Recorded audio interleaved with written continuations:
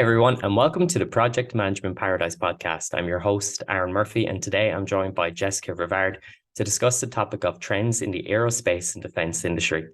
Jessica is a senior business analyst at Cora Systems, and previously she worked at Fincantieri Marine Group, where she spent over 15 years working in the defense sector in a range of roles, including senior corporate applications manager and both as a business and systems analyst.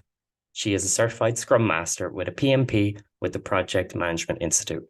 Jessica, thank you so much for being on the podcast. How are you today? Thank you for having me, Aaron. It's great to be here. I'm Doing well. I'm glad to hear. To get things started, could you tell us about yourself and your background? Sure. So I had worked for most recently, you mentioned Fincantieri Marine Group, and I had worked in their IT and purchasing departments. Their main yard that they work with, Fincantieri Marine, is a yard that works primarily as a subcontractor or prime contractor now with the U.S. Navy. So they're shipyard and they build naval ships, smaller than some of the larger aircraft carriers and such, but still a ship.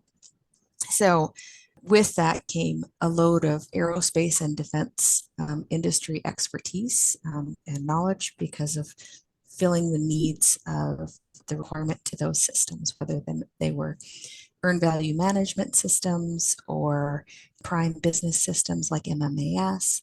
It was working with the different departments, finance, engineering, purchasing, to be able to identify the need and meet the fundamental requirements to be able to be compliant with those regulations. That's fantastic. It sounds like there could be a lot of regulations and something that you always have to be kept up to date with. So is that something that you found where you constantly had to be researching and making sure you were ticking the correct boxes? For sure, but I found that I naturally like kind of that research and gaining additional knowledge and insight when dealing with the FAR and DFARs that are related to contracts within the US government.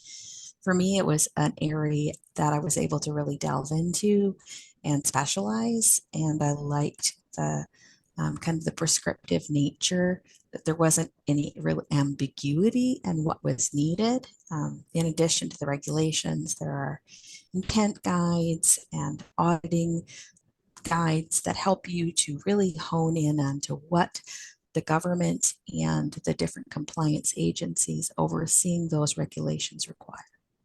Fantastic. It sounds like it was a very busy role. And Definitely. can you tell us about a key trend in the aerospace and defense industry that people are discussing at the moment? Sure. I think if anyone's been watching the news, they can see that there's been an uptick in concern of how we address things like cybersecurity and the threats from that, both domestically and internationally from actors such as China and North Korea. Additionally, looking in the defense space and innovation, making sure we're competitive in that space.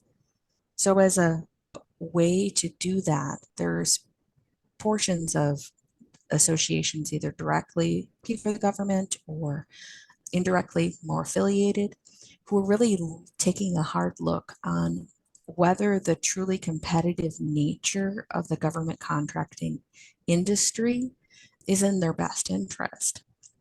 They're talking recently, I was at of the keynote speakers was speaking about how for him and the government, China is our adversary as it relates to defense and innovation, and that they're turning through new innovations about 3 to 4 times the rate that we are. In order to get us to a level that we can be competitive and truly secure, we have to up our game.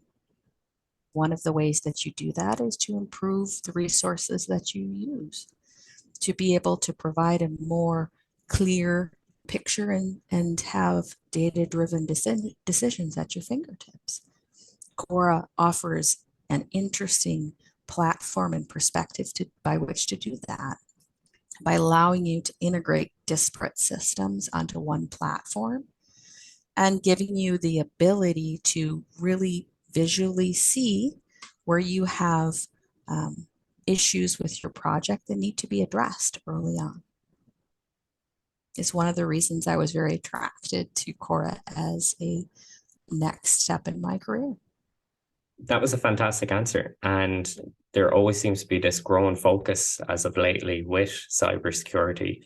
And is it just due to like the technology that other countries have that we have to step it up, or what seems to be the process there? On cybersecurity, I think people are just getting advanced, and with the invent of the internet and all of the things that have come along with it, with every year and every month, we get new technology. And so it's a constantly changing space, a constant defense wall to define how you are protecting yourself in against the new and innovative ways that people are trying to steal from you. It's just, it attacks, broadened the area that needs to be defended from something that was truly a physical wall, a defense, to something that is almost infinite in the areas that they can hit you. And it's all about defining your cyber team to create an environment that reduces that penetrable area, right? So it definitely going to be continuing to be an area we need to focus on as the global community, because the attacks are only increasing and becoming more aggressive and hostile in nature. Absolutely. And I suppose with the more barriers that we place in front of them, it slows them down and it gives us time to really build up and make everything more secure so that we can't be any of our information be stolen.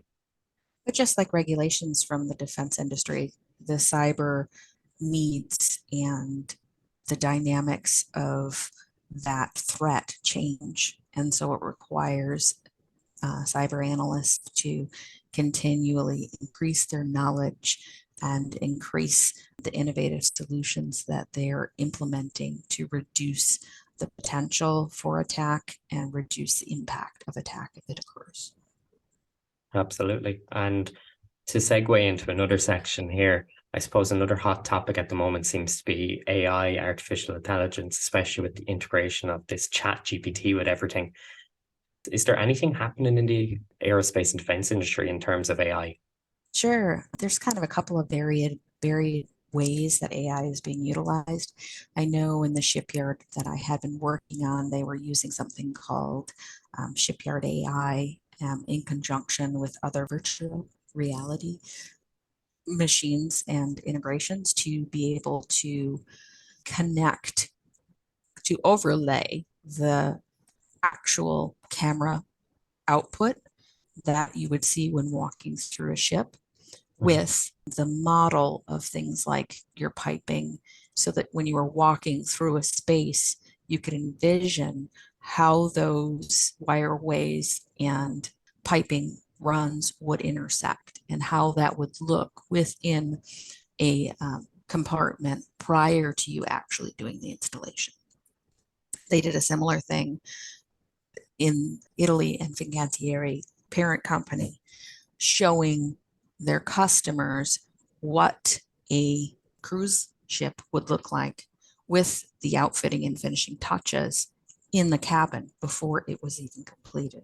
So truly being able to give you that touch and feel of what those textures and finishes are going to be like ahead of time.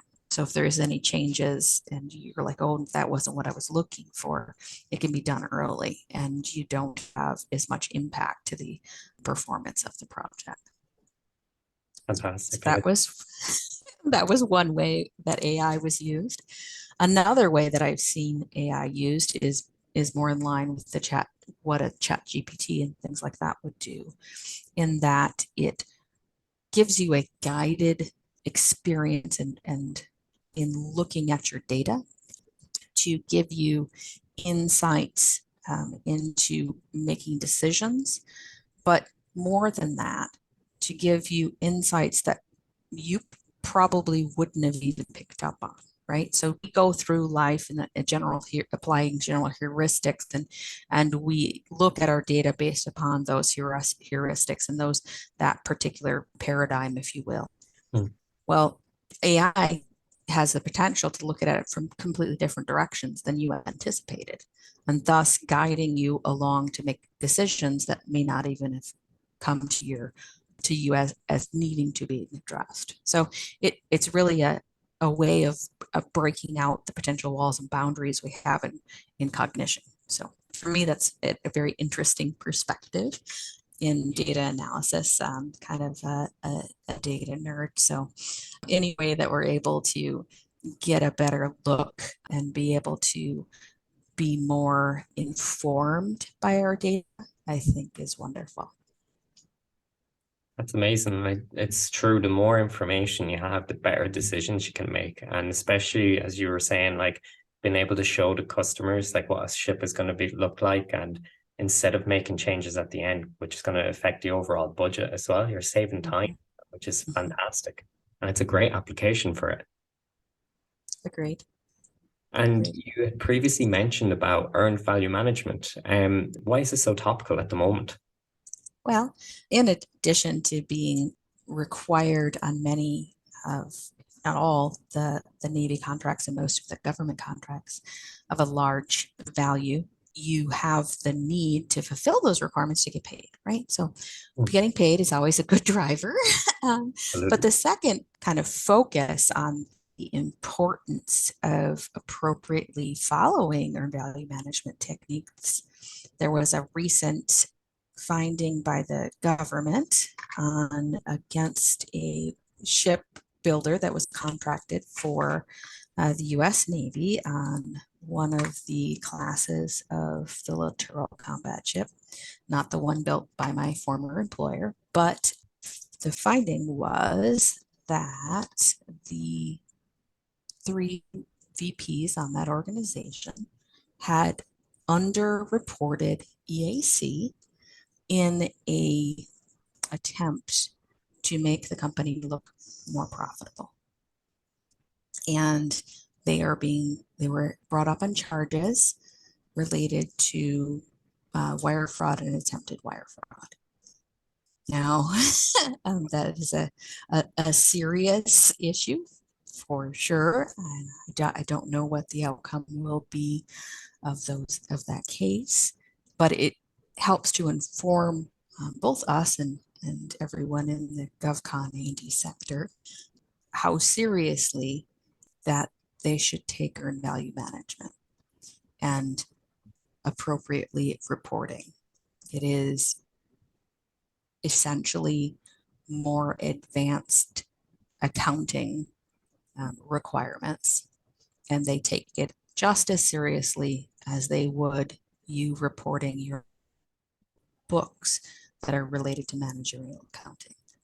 It isn't just reporting, and the government expects you to treat it with the utmost value and to be a good steward of their money. And EAC is one of the ways that they capture that information to be able to assess performance and to provide funding. That's amazing. I actually can't get over that. That's quite shocking to hear. So it's a good thing to have the EVM in place then to kind of see these little irregularities happening, and you can follow up on it and make sure everything's going by the book. But wow, I really wasn't expecting that. That's crazy, and that's just one example of why it's important to have, I suppose.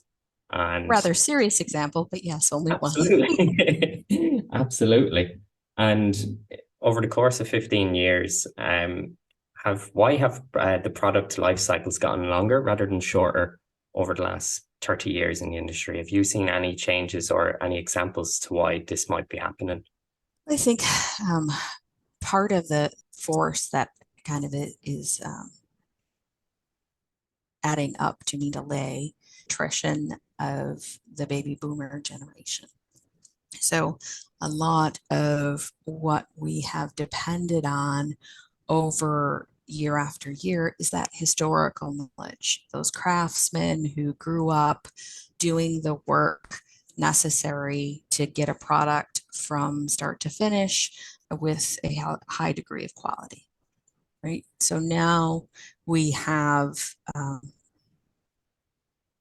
a loss of that knowledge, and the turnover is much higher at manufacturing companies, and people struggle to attract and keep employees, which results in things taking longer. Additionally, we've had many corporations and manufacturers that have downsized, especially in the raw material sectors like steel, right? The number of steel mills that are in existence in the US has greatly decreased over the decades. And we don't have as many to choose from. So if the raw materials are in short supply, then those are used to build engines, those are used to build ships, those are used to forge flanges and be able to produce what we need to build a product for the government.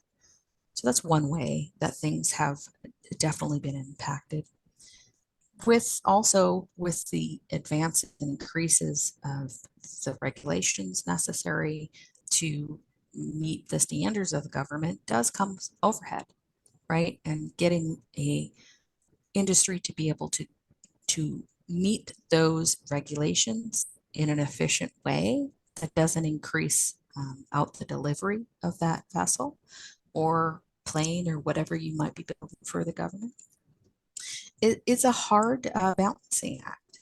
So that I don't think it's one thing that really has resulted in those turnarounds increasing. I think it's a multitude of things in addition to now the bid process taking longer because we're not working together, we're competing against one another and not able to leverage that cooperation and to speed up the time from award to delivery. That's interesting. And saying about the resource demand, especially with the steel manufacturing plants, is it that people aren't kind of going into that job industry anymore, that they're more focused on kind of the software side, or is in the US, there was a big switch from being a more manufacturing and industrial focused society to being more of a service focused society. So many of the jobs and even the plants that were focused on developing and producing raw materials are no longer in the US. They've shut down. And the government here in the US is realizing that it wasn't such a great thing. That makes us dependent on people that may be our adversaries.